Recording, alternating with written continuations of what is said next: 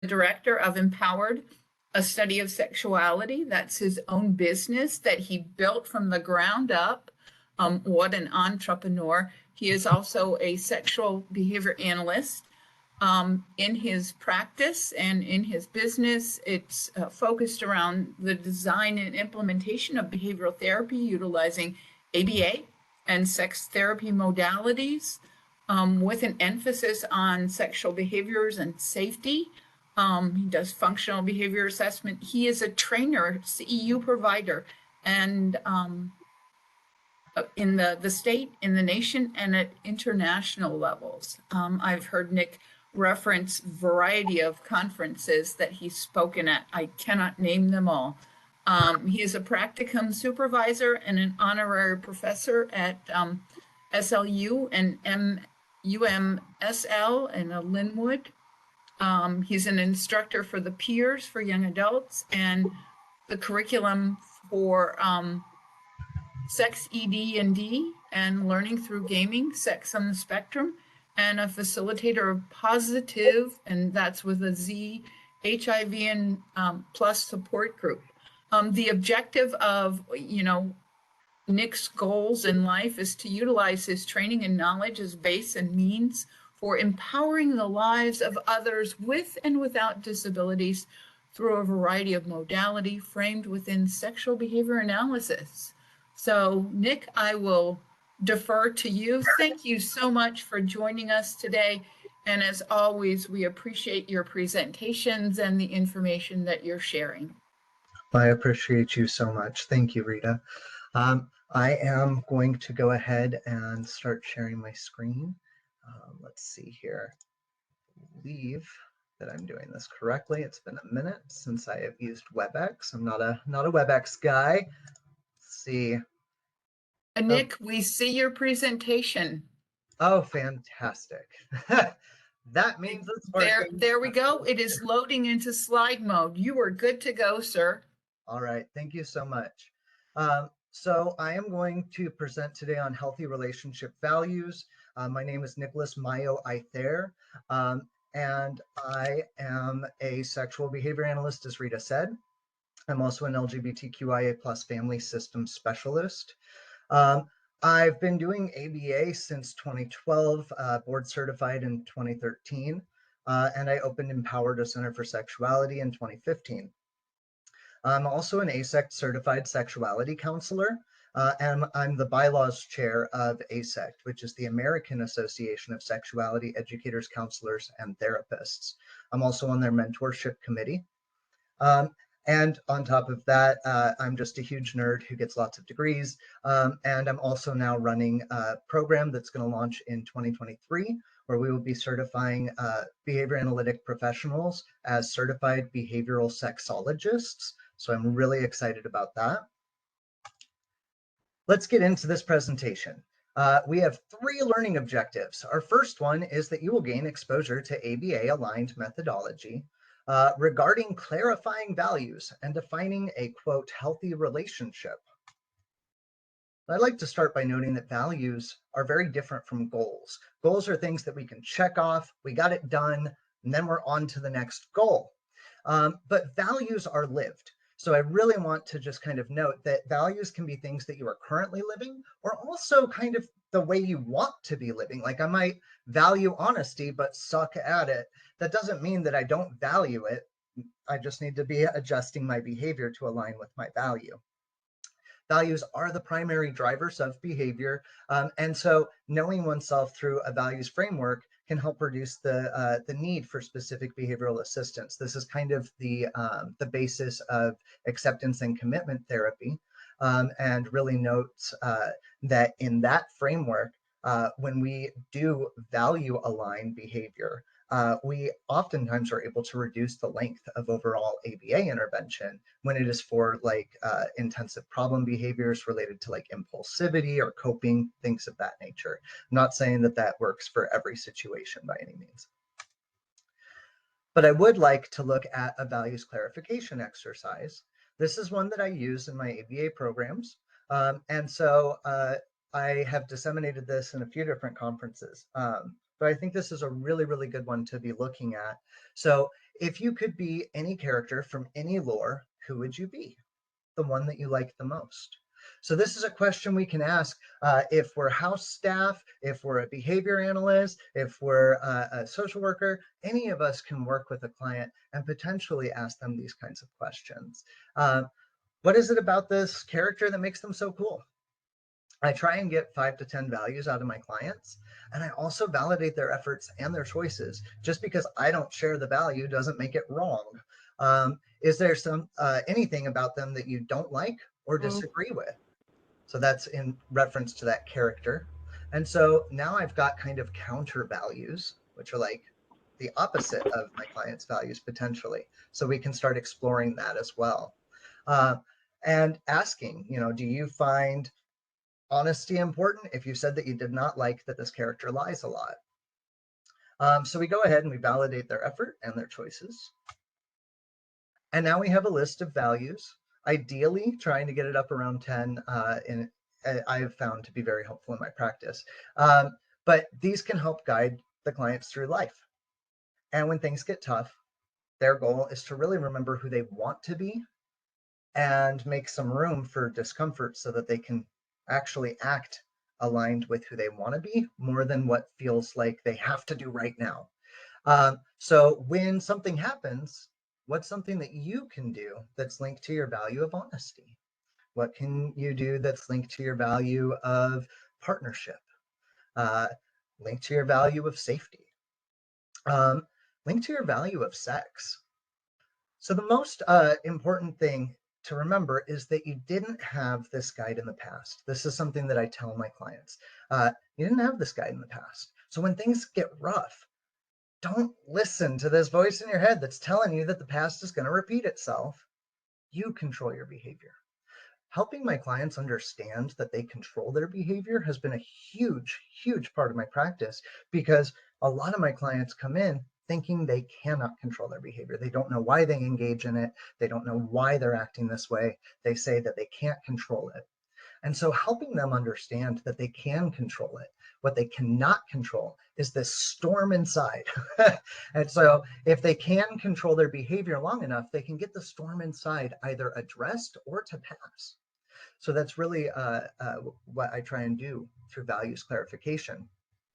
Additionally, this helps me really start to see what my client might want in life. This helps us then start to build towards a vision of a best life. What do you want? Do you want partnership? Do you want sex? Do you want both? What is it that you are after? So we really start to look at what values do you think you would want your partner to have? Is there maybe another character that would represent like an ideal partner? Which of your values do you think are going to be helpful and important in these relationships? What would your ideal relationship look like? How would you be treating one another? How can you treat your future partner well, even when things get rough and don't go your way? So working through and talking about these things, one of the coolest things about doing this is that then when I am interjecting on a client's behavior, I can remind them, you want to be a good partner. You've got to learn this skill. You've got to be able to control your behavior in this situation so that you can be a good partner to somebody. Remember when you said this and this? Let's adhere. And using my client's own intrinsic motivation to get them to engage rather than this is what I'm telling you you have to do has been really helpful in getting a lot of clients who engage in high levels of aggression or also request a lot of breaks, really getting them to reduce aggression, see the people in their systems as being helpful in getting them what they want. And in our sessions, I'll be honest, I don't have any clients right now who take breaks during sessions, and I run 1 to 2 hour sessions with clients. No breaks, no reinforcement breaks. We do a lot of intensive work. We keep going, and they find the process reinforcing because they know that it is linked to their intrinsic motivation already. Okay, I'm going to move us along. We got a lot of stuff to cover today, and I do want us to have time for a Q&A. So our second learning objective is that you will gain exposure to empirically sound information and applicable resources about best practices regarding affirming care as outlined in the BACB Code of Ethics. For anybody who is not a behavior analyst, the BACB is the Behavior Analyst Certification Board. Can't believe I'm slipping that up. But they released a Code of Ethics in 2020 that went into effect January of 2022. Now, the reason that I'm using this as a framework is because I am a behavior analyst. This is what I know very well. And additionally, additionally, I want to note that just because I'm referencing the BACB Code of Ethics, that does not mean that it is irrelevant to other people. So I still think that we should be addressing kind of why is this in a Code of Ethics in the first place? All right, so let's look at some stuff. First, let's get some statistics. I want to note that a lot of people in the DMH system are working in and around autism. I do have statistics for intellectual disability, but because there's such a wide array of diagnoses that tend to fall into that in research, the statistics are incredibly varied. It is a lot easier to look at statistical info for autism in this short amount of time. So that is what we are going to look at. LGBTQIA presence in autistic adults is at minimum about 55%. There have been multiple studies ranging from 55 to 70% of autistic adults identifying as LGBTQIA plus or queer. I want to also note that queer is a catch-all term. I'm not using a slur because I am using it with respect, and it has been used in this community as a respectful term that encompasses the wide array of identities in LGBTQIA plus, which includes a lot more. Queer is a very easy word that can cover that. Also note that 15 to 35% of autistic adults identify specifically as gay, lesbian, or bisexual. Autistic adults are 7 times more likely to identify as trans and gender nonconforming than their peers, and up to 36% of autistic adults express that they do not have sexual attraction or drive. So when we are teaching individuals who are autistic about relationships, when we're teaching them about dating, when we're teaching them about values that are related to gender roles, we might be doing a lot of socially invalid teaching. We might actually be creating problems. So we do really want to look at the behavior that our clients are engaging in. I recently assisted a team where they had been in behavior analysis services for over 4 years. They saw very little gain. I came in, I was there for about 10 minutes when I asked, has anybody brought up that this client might be gay? No one had thought of this. We started to assess from that standpoint. We ended up actually having a very successful intervention, helping this client stimulate his prostate, helping this client learn a lot about relationships, consent, and the notion that like 2 guys could be together. Affirming. When I hear the word affirming, I think not challenging or arguing, accepting. I see a lot of stuff right now on social media, a lot of stuff in the news about how affirming care is abuse. So I want to note a few things. I want to note first that affirming means that you're not challenging or arguing, that you are accepting. Affirming care really means that you are meeting a client where they express they are, instead of telling them where they should be or where I think they should be, or that they have to act like mom and dad want them to act. So it's the opposite of oppression in that regard.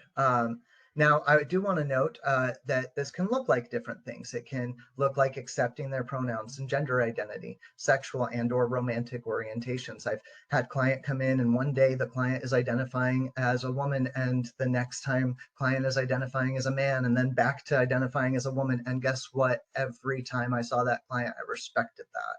I didn't tell them that this was wishy-washy or that this was too hard for me or that I shouldn't be asked to change for them. I just went ahead and went with it because there are a lot of other things that we can be addressing.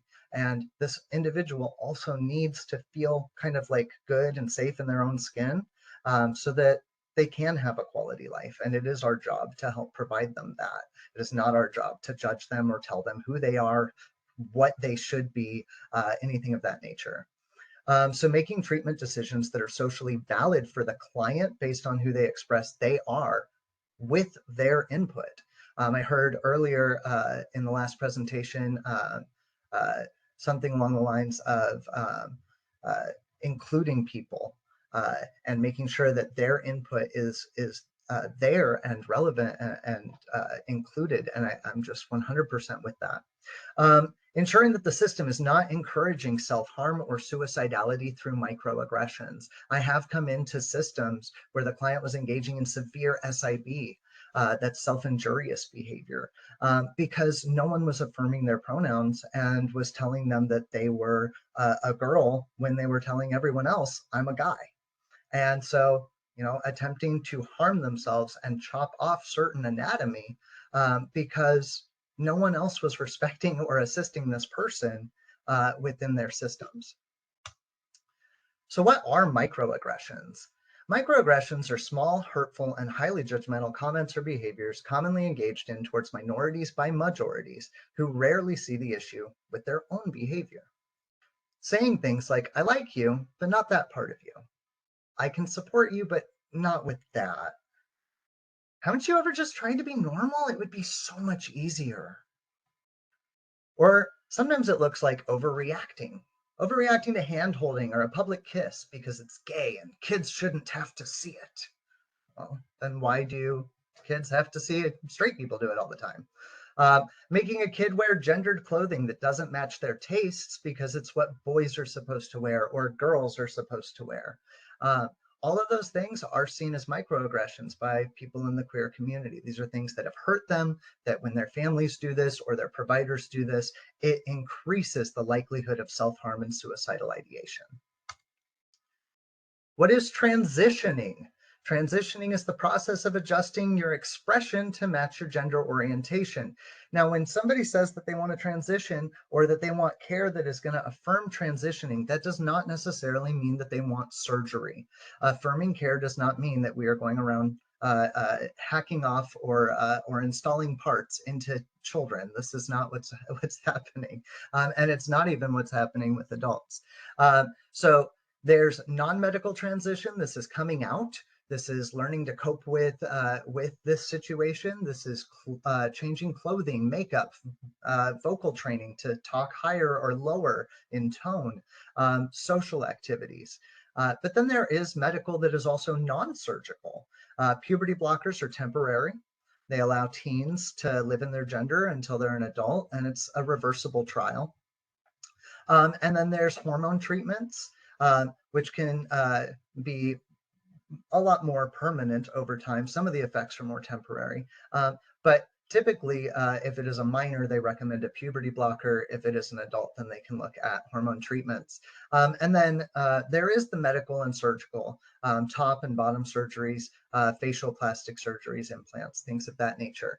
But these are kind of tiers. And nobody who says, I want to be affirmed is going straight into medical surgical. There's actually, there are policies in place that prevent this from even being accessible until somebody has been attempting the other things for at least 1 year. We need to also talk about grooming. This is really relevant right now if we're going to talk about affirming care, because it is being said online in a lot of forums that LGBTQIA plus people are grooming children. It is also said that affirming care is the grooming of individuals who are either children or have disabilities. So I want to talk about this and really note what grooming is. Grooming is the systematic manipulation of a person to gain trust and get them to feel comfortable or obligated to be engaging in sexual behavior. Oftentimes, grooming also includes grooming the other adults in that system so that they feel safe allowing this adult to be with that child or that person with a disability. Now, affirming someone's gender has nothing to do with sex. Gender and sex are two very different things. I was told what my gender was when I was a very little boy, right? Even though I'm a non-binary human, I was told about gender very, very early on. So I don't think anybody was grooming me in that situation. Um, Affirming someone's romantic orientation has nothing to do with sex. Oftentimes, little children will do things like say, I want to marry this person when I grow up. I love this person, or they'll engage in pretend play that's very like loving. That's because kids do understand romantic orientation. They don't understand sexual orientation because we're not trying to sexualize kids. We're not teaching them about sex. But romantic orientation, who you love, the notion that like two men can love each other, two women can love each other, a trans person can love a trans or a cis person, like those things, there's has nothing to do with sex. People often go there with it in terms of saying that this is grooming and that this is all about sex, but realistically, those are incredibly false claims. Now, affirming someone's sexual orientation is also that is addressing sex, but it is not encouraging sex. It is acknowledging that that is the reality for that human, that that is how they identify, that that's who they're attracted to, that they do have a sex drive, and it's basically making sure that their treatment then will help them have safe and fulfilling relationships. It's not trying to get them to engage in sex. So I just really wanted to note that there is nothing about my practice or about taking on this type of stance that is actually grooming. Why would we do those things, especially if we're at risk of being told that we're groomers? Because we want to reduce suicidality and self-harm. Because the reality is that without affirming care, we have an incredibly high amount of suicidality. We're looking at 3 to 5 times higher for queer folks than heterosexual heteromantic folks. Even higher in religious systems that are non-affirming. So if we have clients who have a non-affirming religion, that can also increase the likelihood of suicidality. Gender dysphoria and autism together. When someone has gender dysphoria and autism at the same time, they are considered at the highest likelihood of suicide out of any comorbid diagnoses in the entire DSM-5. So again, really recognizing the importance of affirming care in our work. The risk of harm drops by half, literally drops by half immediately upon having at least one affirming person in their home or school. So really want to note that affirming care keeps these individuals alive. This rhetoric that this is grooming is actually very dangerous for these individuals because it can prevent them from having access to life-saving care. Where can we get best practice info? We can get it from the World Professional Association of Transgender Health, WPATH. They have a free online PDF, and it's just containing a ton of great information on best practices. If you type in WPATH best practice, you'll find that PDF. It pops right up on Google. SECUS, the Sexuality Information Education Council of the United States, has a bunch of different guidelines and resources. They've got pages on there specific for parents that you can give them as well. ASECT, again, that's the American Association of Sexuality Educators, Counselors, and Therapists, has an advocacy page that has a bunch of different positions that have been put together by heads of sexuality fields about best practices for trans and gender nonconforming folks, sexual orientations, and sexuality education. Y'all who are seeking a CEU, you have a code word today. Your code word is BACB. It's our board is your code word. But I also want to note, I'm about to talk a lot about ethics, but I'm using the frame of the BACB's ethics code. That does not mean that if you're not a BCBA, that this is completely irrelevant to you. I want to also note that a lot of the clients in the DMH system have ABA informed plans. And so that also makes this relevant. So 1.07 in our code says that BCBAs examine their biases and regularly get professional training so they can, so that they can provide best practice for diverse needs and backgrounds, including gender orientation and expression and sexual orientation.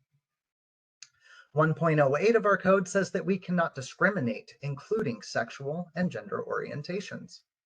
1.09 says BCBAs do not engage in behavior that is harassing or hostile, i.e. microaggressions. We cannot do that. 2.01, Treatments must be effective in achieving the client's desired outcomes and in ensuring no harm to the client. I really want to look at that for just a moment and again address that if we're working with adults who express that they have a kink or a queer identity or they have something related to their relationships or their sexuality, and we are teaching them about relationships or sex, and we are not teaching them in a way that is going to help them access what they are actually seeking, then we are wasting their time and we are violating ethics. 2.14.5, intervention must meet diverse needs and contexts. 3.01 notes that BCBAs have to act in the best interest of the client, supporting the client's rights to maximize benefits and do no harm. Again, we have seen that if we engage in microaggressions, we are committing acts of harm. If we engage in affirming care, we are reducing the likelihood of harm for these clients, and we are likely maximizing the benefits of their service. 3.03, BCBAs only take on clients within their scope of competence or gain supervision or consultation. And I want to note what this means for anybody who's not a BCBA. Scope of competence means that this is what you have learned. This is what you have been trained in. This is what you are good at. And there's also a component of scope of competence that is recognizing what you're not good at within a certain subject or field. So it could be said that if I know that I can do A and B, but not C, that is still competency, because whenever I know that C comes along, I'm not going to take on that case, or I'm going to get supervision or consultation so that I can be competent with at least C, C on top of the others. So really getting that supervision or consultation. If a client comes up to me and says, like, I have this identity and I don't know anything about that identity, or what I do know, I only got from TV or my own history. I didn't learn it in a training. I need to go get some help. I need to talk to somebody about this so that I know how to help this client. And what I can do is tell the client exactly that. I want to help so much. This seems so important. And I need to know more so that I can help you to the best of my ability. So like, oh my gosh, let's put a pin on this for a moment. And I am going to come back and we'll be able to work on this. 3.12, BCBAs advocate for the client to gain access to evidence-based assessments and treatments. So again, if we recognize that treatment or assessment is not socially valid for this client, then we should not be running it. So what is best practice? How do we avoid microaggressions? Well, one of the things we can do is get trained in all the intersections our client has. We should be trained in that client's race and ethnicity, their age-relevant trends and interests. We should be also recognizing that if they don't share these, that's okay. We should be trained in their religious system, gender orientation, romantic orientation, and sexual orientation. If we're not trained in these things, that doesn't mean that we have to turn the client down, but it means that as soon as we recognize that these things are relevant and present in the client's life, we need to be reaching out, getting additional training, getting a consultation. Get trained in cultural humility in general. Cultural humility trainings are really awesome. They help us recognize when we do not have a cultural competency. And then avoid assuming. Always avoid assuming. Just because somebody walks in and you see what you think is a male, that does not mean that the person who walked in is male. So don't assume. Respect their pronouns. One of the easiest things you can do is put your pronouns out there. It doesn't take much effort. It is not like a microaggression towards anybody. You're not saying that anyone else is wrong or bad. You're just throwing out your info just a little bit. But what this does do is it shows somebody who has a queer identity that you recognize and respect those.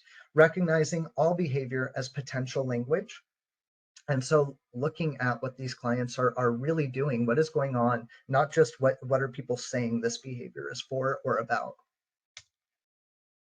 Okay, we're moving, good time. Okay, objective 3, attendees will review a behavioral protocol that you can run for yourselves when your clients have values vastly different from your own, and you'll have an opportunity to enhance the applicability of this exercise through a practice run.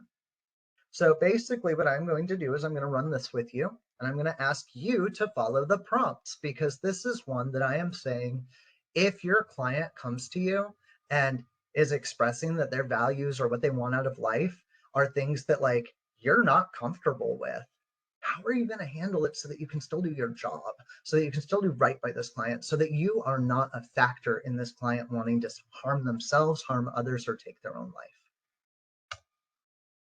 Let's start by noting that the values of the practitioner are not the framework for the client. Neither are the values of parents or guardians if this is a minor or adult in their care. They are allowed to advocate their values, but the client's values are going to come first, not the values of the parents or the guardians. We can all want our kids to grow up to be exactly like us, but that is unrealistic, and it's very controlling. Clients have to come to their own conclusions about who they are, who they want to be, how they want to live.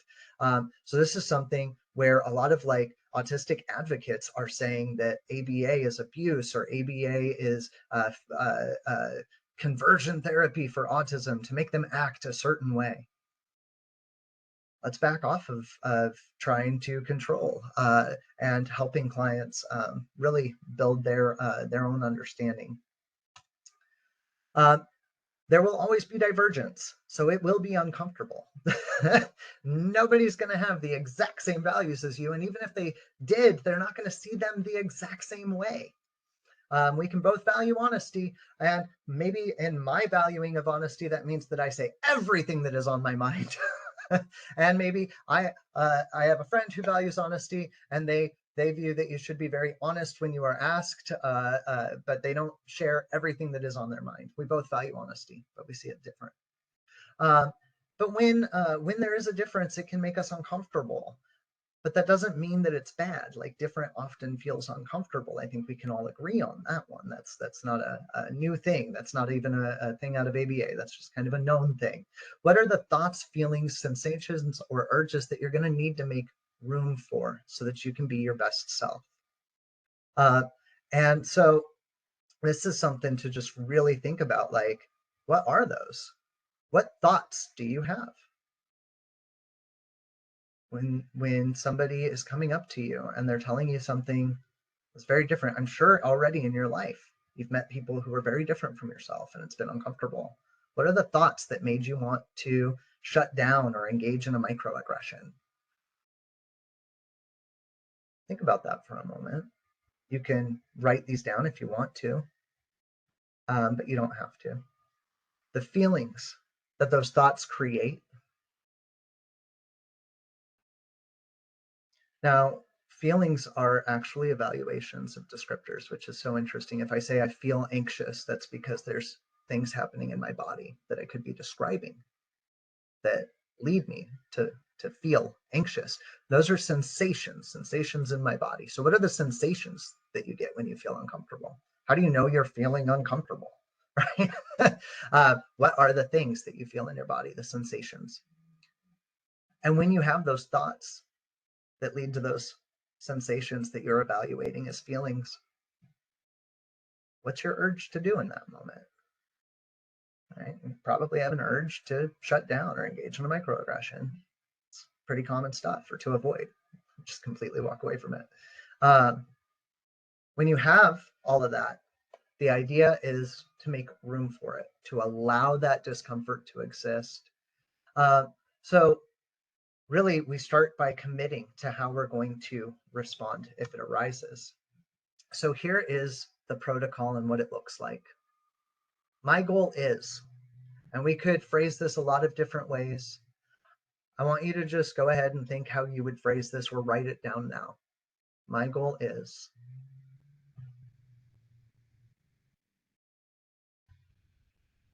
And if you know yourself and you know your values, you could write what values are connecting to this goal of how you're going to respond. Again, you're going to really acknowledge that it's okay to be uncomfortable. So what are these uncomfortable components that I'm going to be okay with having, right? Uncomfortable ain't going to kill me. I got to do my job and I got to do right by this person. So when I think these things, feel this way, have these sensations, have these urges, I'm going to make room for it so that I can still achieve the goal. But that's hard to do because I'm going to have an urge to do something else.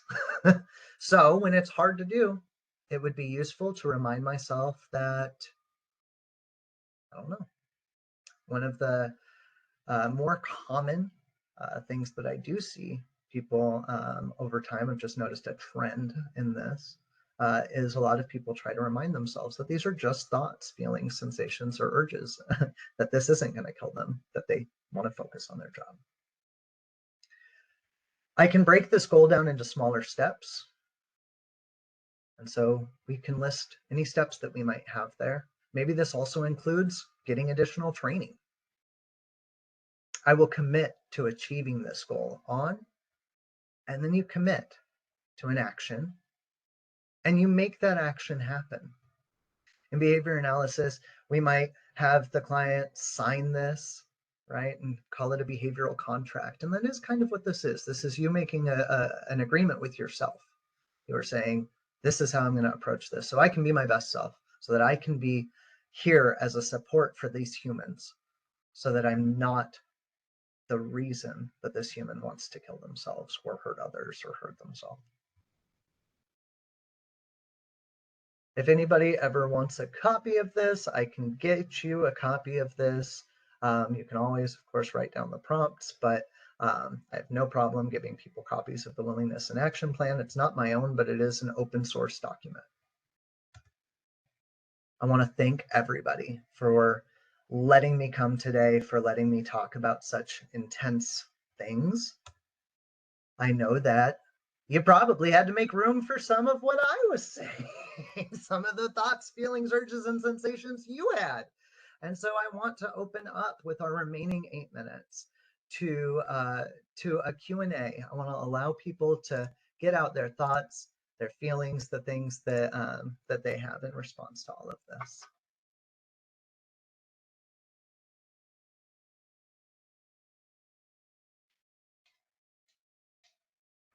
Oh, wow, I'm loving all of the heart emojis. Thank you.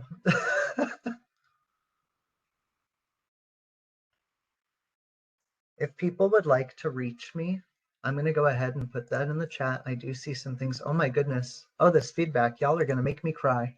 Okay, I'm going to put my...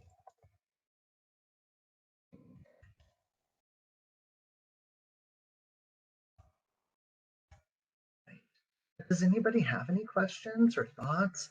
Anybody want to reach out about this one? Oh, this feedback. Oh my goodness. Oh my goodness. Can I unmute and ask or say something? Absolutely, please. Okay. Well, camera. My name is Kana Poteet. I'm one of the positive support consultants out of the Western area, and I just really appreciated that this was the type of information that we shared. It's like a big value of mine to be inclusive, and I think that there was a lot of really cool things that you shared with us today. And I did get very emotional in several cases, just kind of like being able to say, like, this is really what this is how it can impact a person, this is just why it's important for us to consider these sorts of things when we're working with individuals. So I don't have any questions. I really just wanted to tell you thank you for being here today, and that this was really important.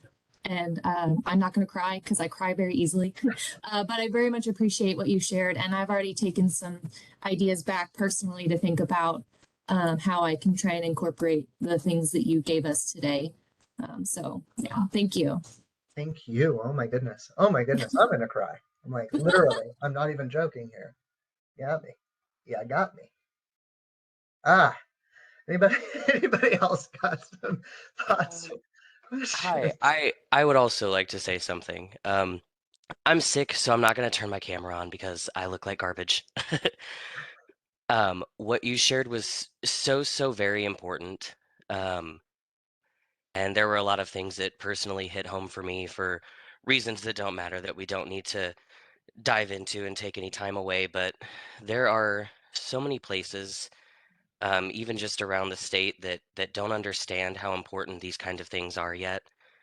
And it's amazing to be here and to be hearing all of these affirming and wonderful things. And then to hear you speak was just the cherry on top of getting this job for me. So thank you so much. Thank Oh, you so wow. much for sharing. Thank you. Oh my goodness. Wow. Thank you. I actually wanted to ask a question. So what what are some good talking points? I know a lot of times in this field we have people who have like certain cultures or something that kind of like they're not as accepting with certain things, or people who are raised a certain way. Um, what's some good talking points to kind of help people become more comfortable with these things when they have like uh discomfort with these things, like because not because they are not necessarily even against it, they just don't understand or have trouble comprehending. Yeah, no, I love that question. I have a whole training on that, but so I will say, I think the easiest way to put this is to recognize all behavior serves a function. And these people took these jobs because they want to help, or these guardians, they're being maybe too intense with their boundaries, or they're telling this client that they can't have these. But oftentimes, this is coming from a place of love. So I Gotcha. always look at, you want the best for this human. And if I can start the conversation with that and really find a common ground that we want the best for this human, we want this person to be safe, we want them to be fulfilled, we want them to have a wonderful life. And when the parents are like, really hitting home, like, this is not no, or the guardians are saying no, um, I like to take some time and just be like, I really respect that. I love how much you are being stern right now, because it shows me how much you care. And if you Hmm. care this much, then we're going to figure this out, because I care a lot. We both care about this human. So let's Yeah. make this work. And I think that that is another way that we can really get into this, instead of being like, oh, no, it is this way. Science says this. Statistics say this. That just shuts people down. Gotcha. So I think, if we can get in there and really find that understanding first, and then start giving them some statistics and some reasons. But you got to find that initial common ground. Gotcha. Good deal. Nicholas, in the chat box, John Freeland asked a really similar question, and I think you might have answered it. John, feel free to unmute if you would like more around how to talk to parents and guardians and such. The other question that you got in the chat box, Nicholas, is about that certification program that you mentioned.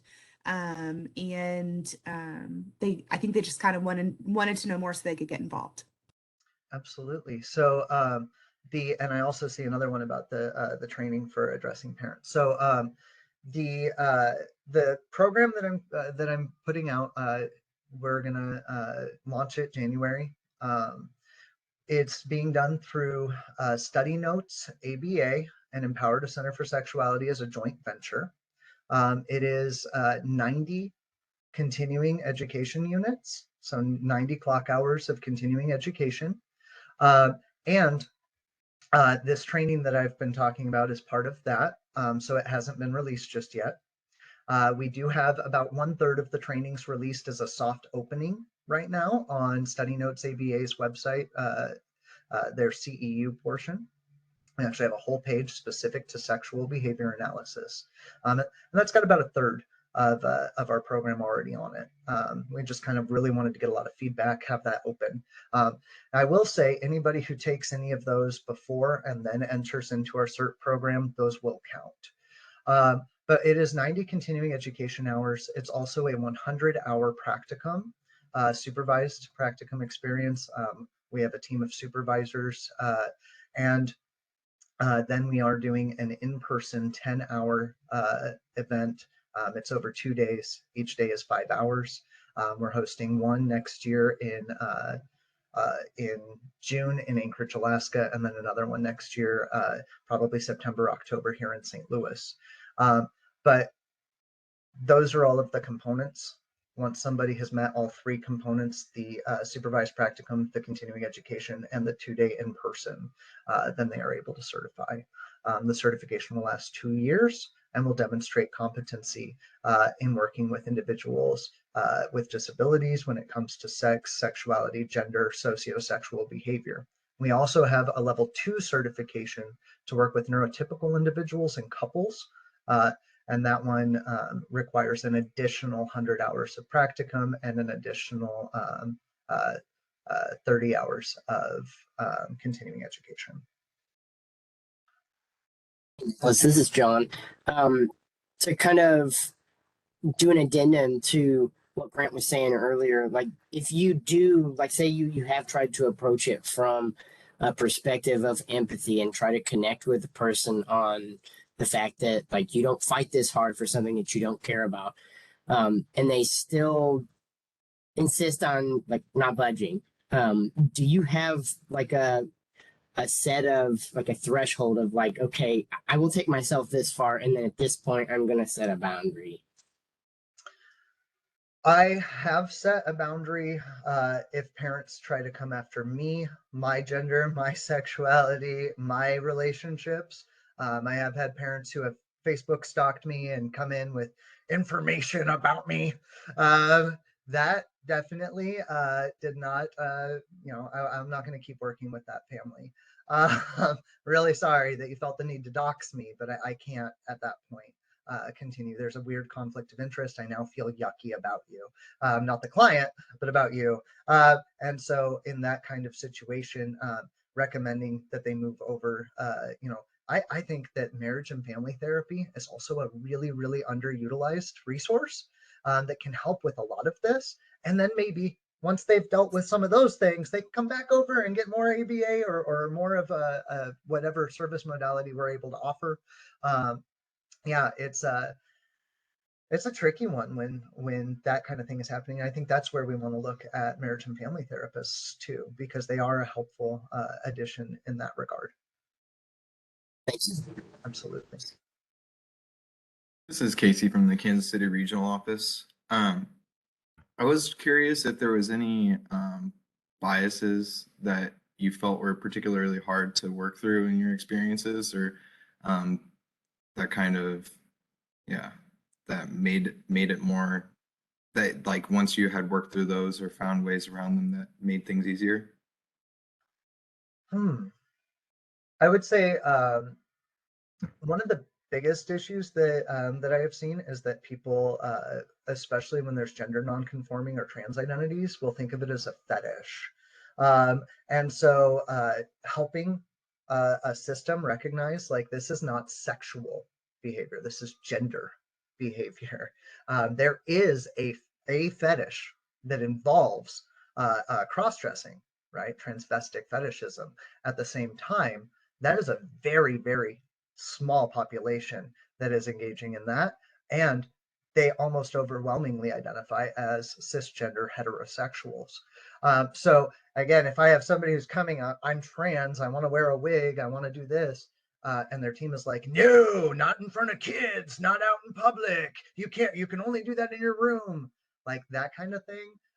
Definitely working through that bias has been really cool, because suddenly it's like, oh, this is a really quick change we can make, right? Like all we have to do is stop saying that this isn't appropriate.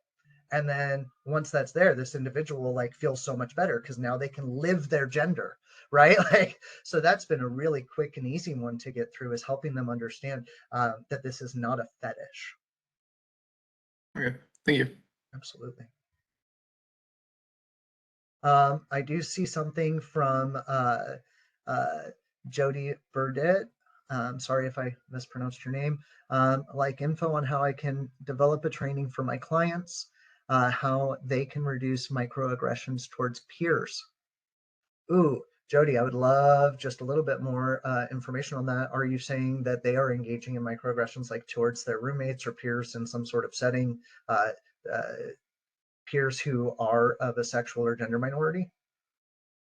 So I have 8 individuals, all of them, and we're co-ed, and I have one individual who identifies as transgender, and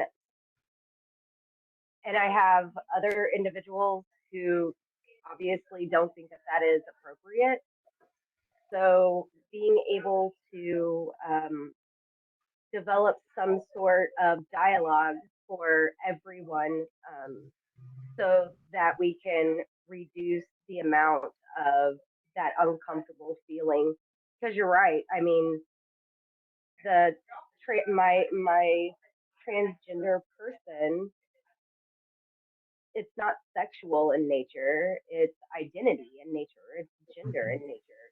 So being, and I think my staff have done a fantastic job with acceptance and affirming care with her, but the environment around her isn't picking up on that. So something that I would love to like take your brain like on a one-on-one session Yeah. and just, yeah. I do think that this might need to be more like individualized to, what exactly is going on, what exactly is the setting, how can we approach this in a way that is respectful to everyone, because I also don't want to disrespect the belief that LGBTQIA plus identities are bad or immoral. It's not my place to change the values of a client, right? So being able to get in there and address this from a place that is still respectful of the quote unquote oppressor, because he doesn't see himself that way, right? So really making sure that we're going in without any bias and seeing them both as coming from valid places and trying to help them work through that. So I would definitely want to individualize the crap out of that, just to throw that out there. I could totally see that. And there's other sexuality things going on around the other 7 people. So yeah, it needs to be individualized. Appreciate that. If you would like, again, to reach out to me, I'll put my email back in the chat box again. I always want to make sure that I am available for people. Any suggestions on how we can navigate this topic with guardians in relation to civil liberties and rights restrictions? Ugh, yes, but not in this short amount of time. Please reach out to me. That's a great question, but I'll go on a tangent if I start to talk about that. I do know that Barb Gross is also a certified sexuality professional. She's a certified sexuality educator, and she's going to be popping up in the next presentation. So I think that you might be able to pick her brain too for a lot of cool stuff. She actually used to work at Empowered and now owns her own agency. It's very cool. She's done some really cool things for the field of sexuality and ABA already. Thank you so much, Nicholas, for your presentation today. And what a great warm handoff to our next presenter, too. I really appreciate your time, and I'm glad you got so much positive feedback. You certainly deserved it. Kathleen, a reminder for everyone, put your certification number in because we're closing up shop with Nicholas. Thank you for that prompt, Cooper. And once you've finished that, this would be a really good time. We're going to take a short 5-minute break, and we'll get started introducing our next